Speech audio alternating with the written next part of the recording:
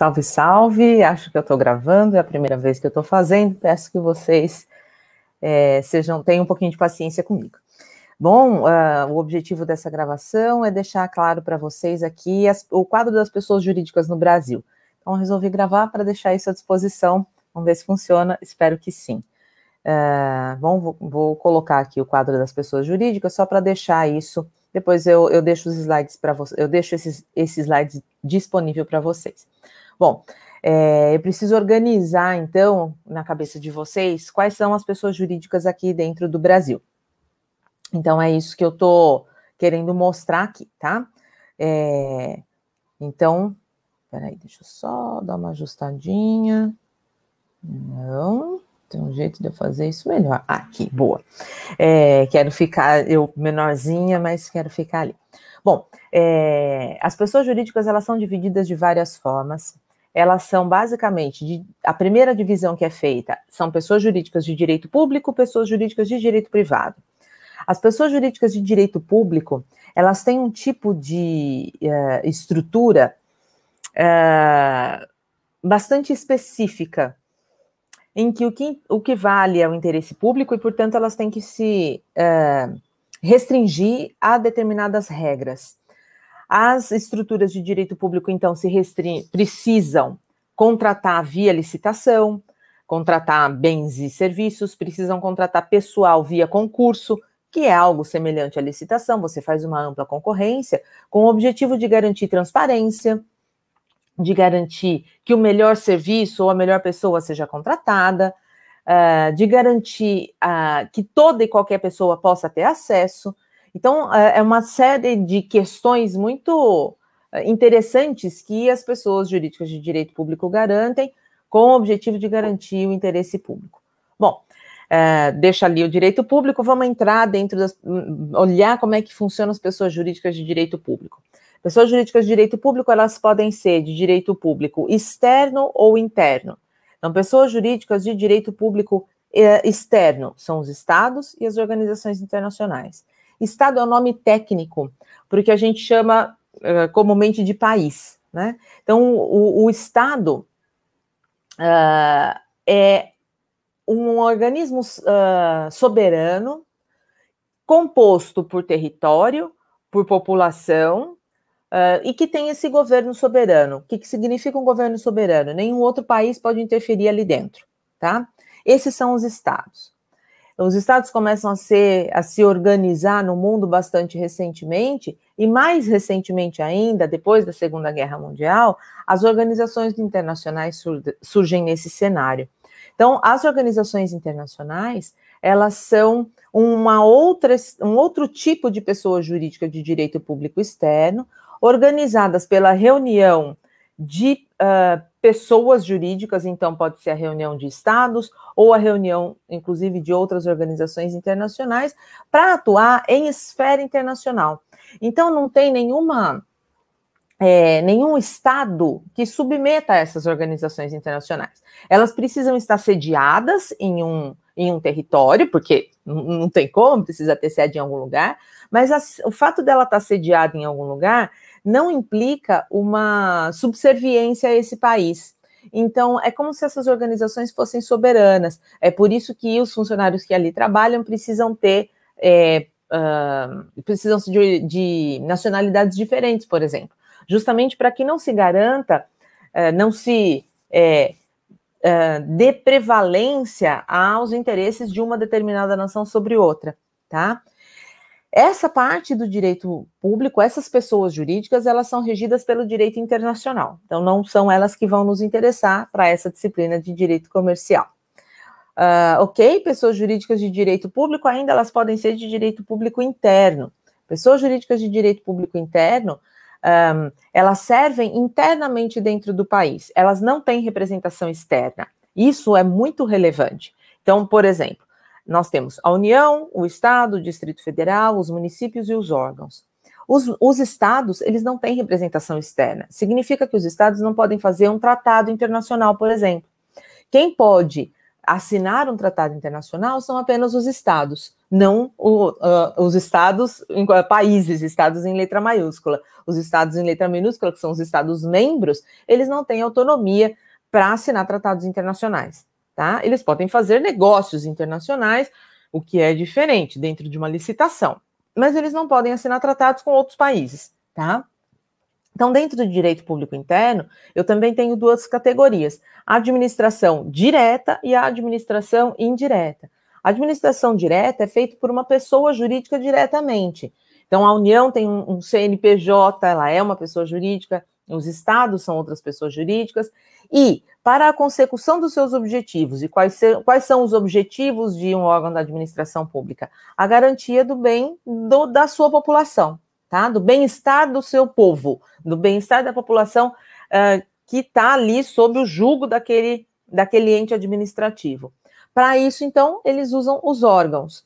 Então, são os ministérios em esfera federal, as secretarias em esfera estadual e também em esfera municipal, tá? Essa é a administração direta. Então, se um carro da polícia bate no meu carro, eu vou processar o Estado, porque a polícia faz parte da Secretaria de Segurança Pública do Estado. É diferente se o carro da USP bate no meu carro, porque a USP é um ente da administração indireta, é uma autarquia em regime especial, que está aí na primeira linha, né? Então, a administração indireta, ela é feita com CNPJs separados do CNPJ da administração direta, tá? Só para deixar claro, pessoa jurídica é todo aquele ente que tem um CNPJ. Não significa que ter um CNPJ não significa ser empresa. Isso é a grande questão que precisa ficar claro.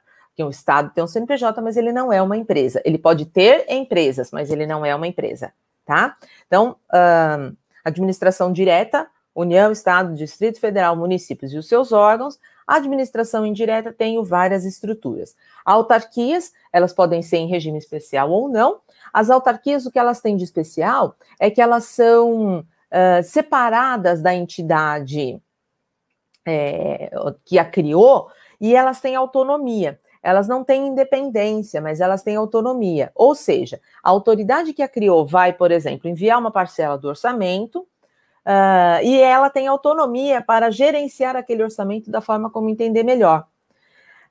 O diretor, a pessoa que gerencia essa autarquia, ela normalmente é indicada pelo chefe do órgão que a criou. Então, se é uma autarquia estadual, ela vai ser, esse presidente, diretor, vai ser indicado pelo governador, só que tem autonomia depois disso, e o termo técnico usado é inamovível, não vai sair desse cargo.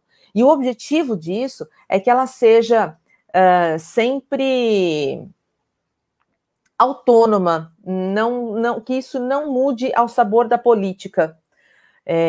Justamente para essa ideia de gerenciar bem aquele tipo de serviço público que foi colocado para uma administração indireta, tá? Então, é para se liberar das influências políticas. Então, existe a influência política no momento da escolha daquele gestor, mas não tem influência política depois que o gestor está ali à disposição, a menos que o gestor decide sair. Senão, ele vai ser mantido no cargo obrigatoriamente até o final do seu mandato. Tá?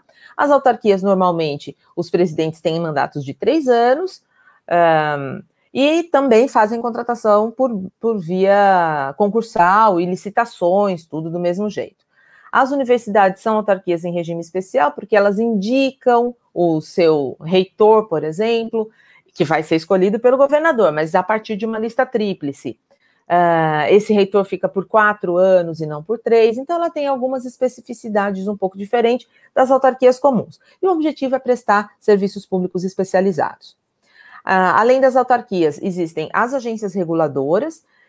As agências reguladoras são entes que surgiram a partir da reforma administrativa da década de 1990, com a privatização de algumas empresas. Então, o Estado, ele era bastante inchado, ele, de fato, provia bens economicamente relevantes, e a partir da década de 90 entendeu-se que o Estado não pode ser tão grande desse jeito, então houve uma série de privatizações. Com as privatizações, o Estado garante para si a possibilidade de gerenciar essas essas empresas, né? De criar regras. Então, é basicamente regulamentar, tá? Por isso, agências reguladoras. Então, a gente tem a Anatel, que regula as telecomunicações, a ANA, Agência Nacional de Águas, que regula toda a parte de saneamento básico e a captação de água do país, a ANEEL, Agência Nacional de Energia Elétrica. Então, essas são as agências reguladoras. Existem também agências executivas, que de fato prestam serviços públicos. Então, o serviço de água e esgoto das cidades, por exemplo, ele é prestado de várias formas diferentes. Existem cidades em que eles são órgãos, que eles são departamentos, existem cidades em que são autarquias, ou, enfim, são outros tipos de organização, mas existem cidades em que são agências executivas. São agências específicas criadas para a execução de um serviço público, por exemplo, prover a população de água e esgoto, e, eventualmente, tratamento desse esgoto, tá? Existe também o consórcio público. O consórcio público é a reunião de pessoas jurídicas de direito público diferentes para a consecução de um serviço público. Então, um consórcio público para a construção de uma determinada obra viária. Pode acontecer um consórcio público entre o município e o estado, e até incluindo a União também. Pode acontecer um consórcio público incluindo autarquias. A ideia é que, neste caso, todos os órgãos sejam públicos. Existem os consórcios públicos privados, que reúnem membros da administração pública e membros da administração privada. São consórcios, têm regramento semelhante, mas são diferentes, tá? Beleza. Tá vendo que aí, dentro da administração indireta, tem um risquinho no meio, e eu coloco aí a administração indireta dentro das estatais, né? Dentro do direito privado. Então, a administração direta, a administração indireta ou administração pública, ela também pode prestar serviços por meio de órgãos criados segundo as regras de direito privado. Regras de direito privado entre aspas, então por isso que ele está ali meio separado, porque essas empresas, ou essas podem ser empresas quando a gente chega na empresa pública ou na sociedade de economia mista, mas esses órgãos, vamos colocar como órgãos, acho que é o nome mais adequado, esses órgãos, eles têm um regime jurídico misto. Hoje existe uma lei específica para cuidar desses órgãos, mas é um regime jurídico misto. Então, por exemplo, a contratação de pessoal vai continuar sendo feita via concurso público, mas as licitações, elas ficam bastante reduzidas, tá? Elas podem ser feitas de maneira mais rápida, porque o objetivo desses entes é atuar diretamente no mercado, então precisa um pouco mais de rapidez, tá? Então, voltando para cá. Então, eu tenho direito público, direito privado. Já falei do direito público integralmente, e agora eu estou começando a falar do direito privado, que é essa parte que inclui órgãos da administração pública, mas que se organizam de uma forma mais privada. Então, são também da administração direta, mas tem uma outra estrutura. Eles são muito mais independentes e eles funcionam mesmo como uma forma de atuação no mercado. São sociedades de economia mista, empresas públicas e fundações públicas. Então, a sociedade de economia mista é, por exemplo, um Banco do Brasil, que ele tem dinheiro público e dinheiro privado.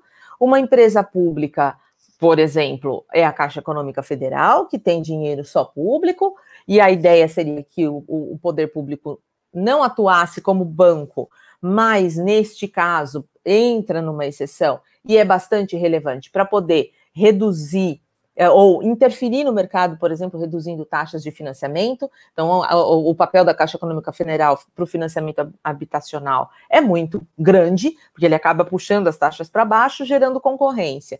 Então, a ideia é que o Estado atue só nessas situações mais relevantes. O Correio também é uma empresa pública, e é muito interessante a questão do Correio. Muita gente ainda acha que o Correio tem monopólio. O Correio tem monopólio apenas sobre a entrega de cartas. Isso já foi decidido pelo STF. Hoje, a entrega de cartas quase não movimenta mais esse mercado. A entrega de encomendas, que é onde de fato tem o tipo de concorrência, é livre, né? Não existe monopólio Então, o Correio é uma empresa pública, ele tem uma organização logística bastante grande, e ele consegue entregar isso em qualquer lugar do Brasil. Existem empresas que não fazem entregas em qualquer lugar do Brasil. Então, é interessante ainda que haja o Correio enquanto uma empresa pública, no sentido, de novo, de puxar preço para baixo, né? De estimular esse tipo de negócio no sentido de gerar concorrência. Se a gente acaba privatizando os Correios, acaba não gerando concorrência, né? Então, tem uma empresa que vem dominar o mercado. Enfim, ainda sobre os Correios, ainda estamos nessa discussão. Bom, existem também fundações, como exemplo, tem a televisão, né? A Fundação Cultura, ela é uma televisão que é uma fundação criada pelo poder público. Mas se você der uma olhada no quadro mais atentamente, você vai ver que a próxima linha também coloca fundações ali, né? Poxa, são dois tipos de fundações? São dois tipos de fundações. Eu tenho uma fundação pública, criada por dinheiro exclusivamente público, e eu tenho uma fundação privada, criada por dinheiro exclusivamente privado. As fundações públicas, então, o que é uma fundação, genericamente falando? Uma fundação é a destinação de um determinado conjunto de bens para uma determinada finalidade. Então, criei uma pessoa jurídica com o objetivo, por exemplo, de fazer uma televisão. Então, todos os bens, então pego uma parcela de bens públicos, eu destino para aquela fundação e todos aqueles bens vão ser usados para isso. No estado de São Paulo, a gente tem a FAPESP, a Fundação de Amparo à Pesquisa do Estado de São Paulo. Então, foi reunido um tanto de dinheiro, foi colocado lá para a FAPESP gerenciar. E a FAPESP é totalmente independente para organizar isso, tá? Salvo, né, agora que existe um projeto de lei 529 de 2020, do governador João Dória, que tenta retirar dinheiro que foi repassado para essa fundação. É ilegal, não dá para fazer isso, mas, enfim, a lei foi proposta. E aí, repito coisas que eu tenho dito antes, mas por um profundo desconhecimento desse funcionamento que eu estou mostrando para vocês, né?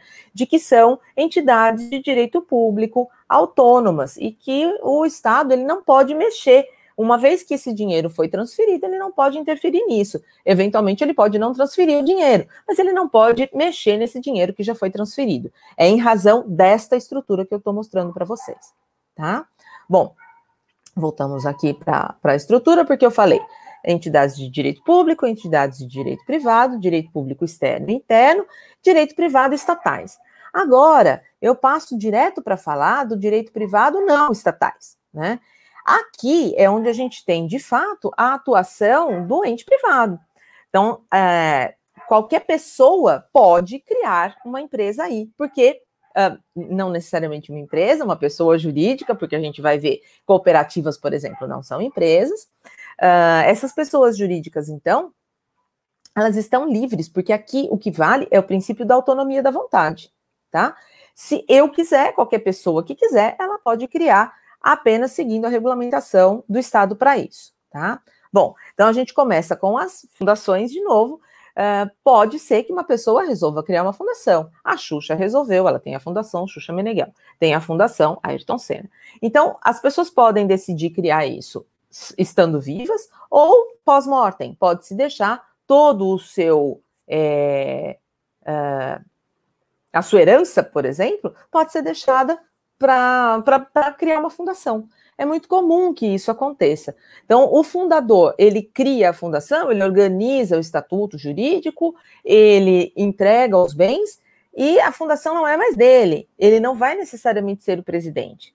Essas fundações, elas têm algum aspecto público na medida em que o Ministério Público vai gerenciar a utilização dessas fundações, se elas estão funcionando de maneira adequada, de acordo com a lei, ou se existe algum tipo de usurpação, vamos dizer, desse patrimônio.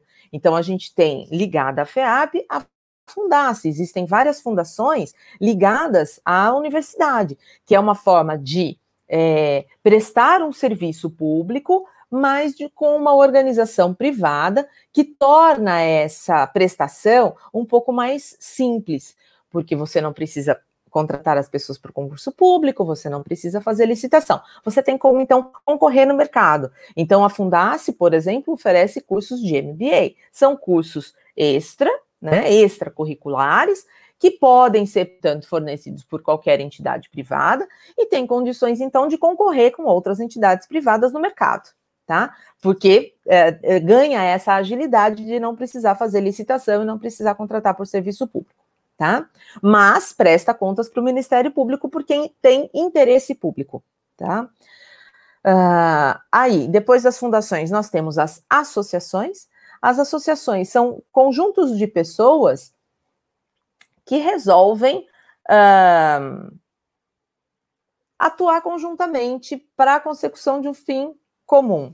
Então, associação de bairro, uma associação no Brasil de clubes, então clube para você, um clube de campo, de lazer, né? Isso é muito comum no Brasil. Essa estrutura costuma ser feita por associação. Então, as pessoas se associam àquele estatuto. Então, você vai aderir a um estatuto, caso você deseje. Você pode interferir nos rumos desses estatutos depois, mas inicialmente você apenas adere a esse estatuto, aceitando aqueles termos, tá? Aceitando aquelas regras que estão ali colocadas para conseguir a consecução de um bem comum.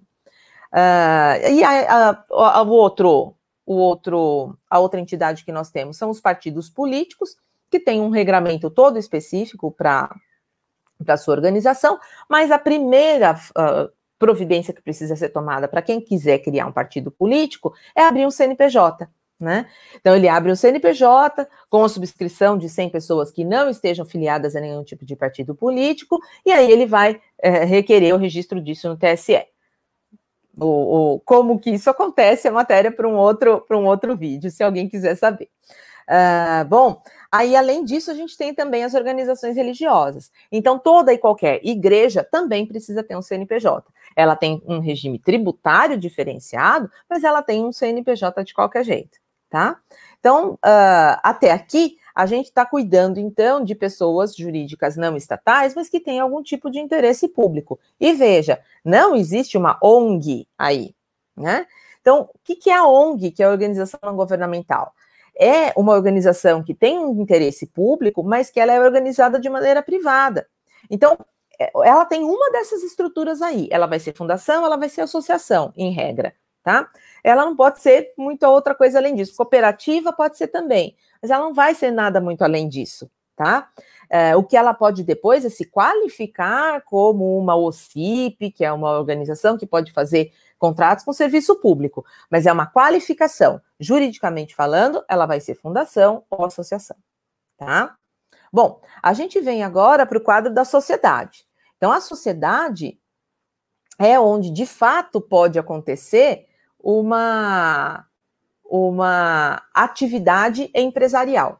E eu vou parar esse vídeo aqui para trazer para vocês isso bem melhor explicado na próxima semana, tá? No próximo vídeo. Então, isso vai ficar bem melhor daqui a pouco. Paro, porque é o que nos interessa principalmente nessa disciplina de direito comercial. Combinado? Beijo, espero que tenha dado certo esse vídeo.